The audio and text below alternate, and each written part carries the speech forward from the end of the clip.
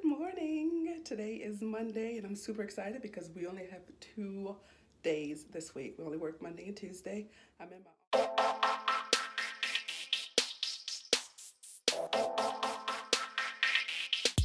Hey guys, this is Miss Momo here. I am in my classroom. It is about 11:10. I have about 3 minutes until the bell rings and I have another class.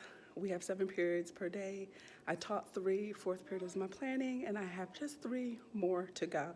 And we have a very short week. We only have 2 days this week, Monday and Tuesday, and I am super excited because we have finished reading the book, The Boy Who Harnessed the Wind. And if you want to know how I incorporated that into my science classroom, I will have a link in the description box, and then I will also put a card up in the video so you can go watch that video and see how I did it. And so now we are watching the movie. It's on Netflix. I actually started the movie on Friday, about 20 minutes, just so that we can get through the movie between Monday and Tuesday. And I'm also going to link in the bottom, if I can find a blank one. Okay. I found this. Is this it? Yes. Nope, that's the wrong one. I also found a movie reflection sheet for them to complete as they watch the movie. Film comprehension questions. I got this off of TPT, and I forgot who the author of this is, but I will definitely link it down below so I can give that person credit. But I'm super excited.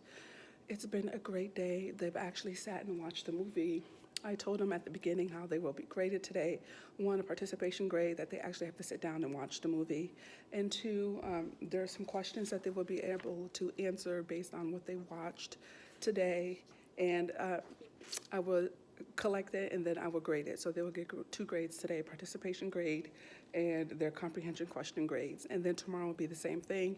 They will receive 2 grades, another participation grade and comprehension grades. So I'm collecting these. They're not allowed to take these home, and I'm going to review them quickly at the end of the day, and I'm going to determine whether they've been following along and answering the questions to get the credit or not. So with that being said, I hold it so close. I don't know why. Okay. With that being said, I am going to go ahead and get ready for my class, and I'll talk to you later. Hey guys, it is me again. The last time I saw you, I was at school, and a lot has happened between then. I got off of work, ran straight home, took me my daily nap, and then I went to the gym. I got a little bit of my doc stuff started, and now I am back home, and I've got my jammies on, and I got this wonderful t-shirt that I lounge around in. It is not March, but you know, it's a comfortable t-shirt. It says "Kiss Me." I'm pretending to be Irish. I don't know if you can see that. There you go. All right. Now that is out of the way. So what I wanted to talk about in this video is reflection. And we have a little break. And so I like to, at this time of the year, start to reflect. Reflect about the school year and just think about some of those goals and relationships, and some of these practices that I've been doing for the last 3-4 months in school has been in. Okay, wait, hold on, let me get my math right. We started in August, so August, September, October, November. So it's been 3 months. I try to do it this time of the year and not necessarily wait until our winter break, because winter break, I'm usually dead and I just want 2 weeks to myself, okay? So since this reflection is school-based, I like to do it now, because if there's something that is really out of sort and out of whack, I still have about a month to fix it. All right, y'all, so this is reflection. What should you be reflecting about? You should be reflecting about, in my opinion, 3 things.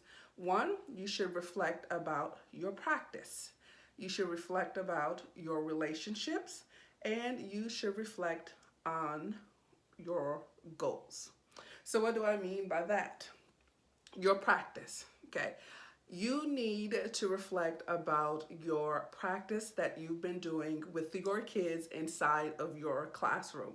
Have you been trying out those practices that maybe you learned about over summer break when you attended PDs? So you need to figure out, one, have you been implementing some of the practices that you thought that you may have wanted to implement? And if you haven't, think about why you have not done it. Is it a time issue? Did it not quite fit in with your curriculum? So one, definitely reflect on your practice. So a tip. So if you are a new teacher, a tip that a mentor teacher taught me at the very beginning of my career is whenever you hand out a worksheet or whenever you write down a lesson and you bring it to school with you, and after the kids complete the worksheet and or after you deliver the lesson, you just quickly write on the back of it, how did it go? Okay, you quickly write, that was a mess, not enough time.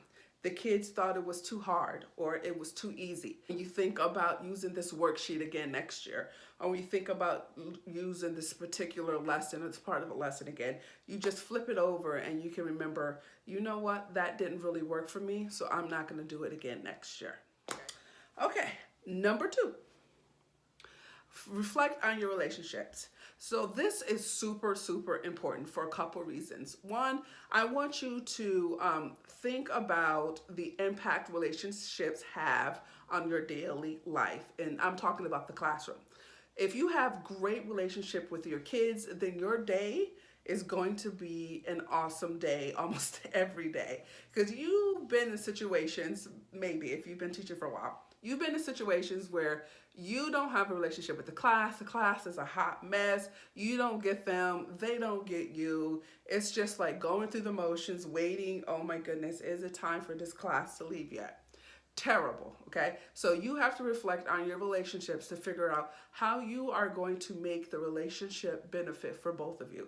You want to go into your class every day and you want to make sure that you are building relationships with your students so that they want to come to your class, or at least a very minimum, not disrupted when they get there, okay? Science may not be their thing, right? Which is okay, but you want them to at least come in, do what they have to do with the minimum disruption as possible.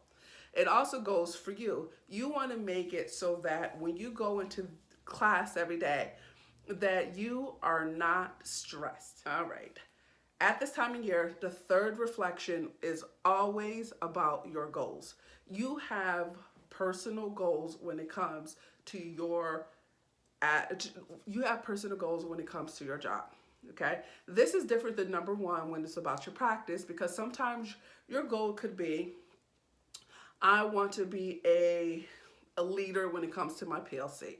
I want to be someone who can serve as a mentor to new teachers. Or your goal could be, heck, I want to be known outside of the science department.